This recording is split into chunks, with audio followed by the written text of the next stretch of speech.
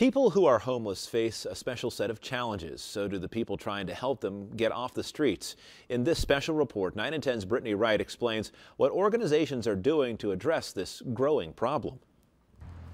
My alcoholism got the best of me. I kind of lost interest in everything. Thomas Baird is homeless. He blames it on years of being addicted to alcohol. I wish I would have stopped a lot sooner, because I started at quite an early age.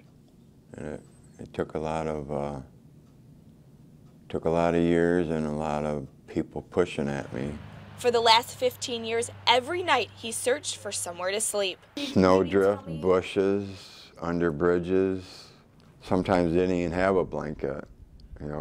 Crawled underneath a couple sheets of cardboard or an overhang, just enough to keep dry. I did have hypothermia one time.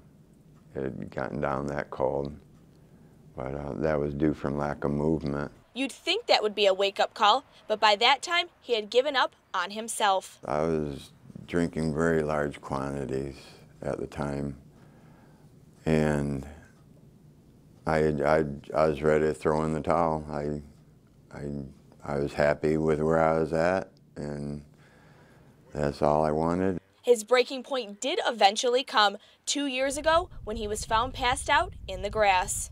Ryan here got me to the hospital, and I was in the hospital for almost 3 weeks.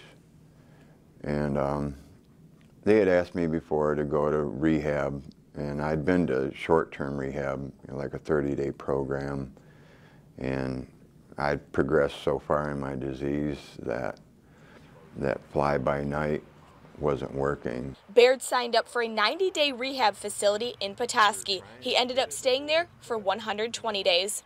Pretty much I look at it as a second try. With my sobriety, I was granted a second chance, to start. Now that Baird was sober, he was ready to find a place to live. He turned to street outreach for help. Ryan Hannon is the organization's coordinator. His job is to go out and look for people living on the streets. We meet people where they're at.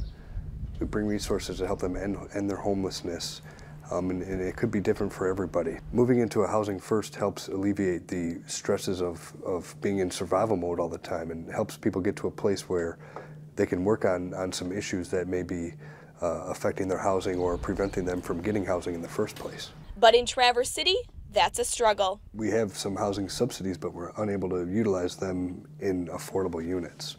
So finding a place to live for somebody with a housing voucher and the limited income that is required to be able to use that, it's very difficult. Street Outreach has served 714 people in Grand Traverse County over the past year. We're seeing homelessness, has increased over the past, 20, 30 years in America, really, and so Traverse City is no different. City leaders want to lower the numbers. To do so, Mayor Michael Estes is hoping more developers will step up. I've heard of 4 potential development projects for what would be some type of subsidized housing within the city.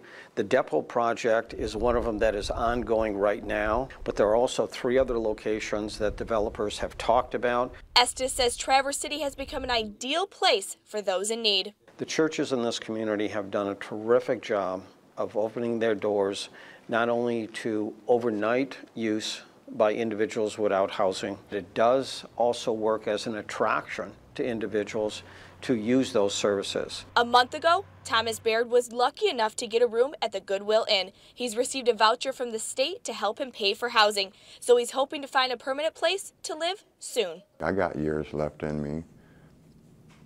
I was numbed before where I couldn't enjoy it, and now I'll be able to enjoy it. In Traverse City, Brittany Wright, 9 and 10 News at 11.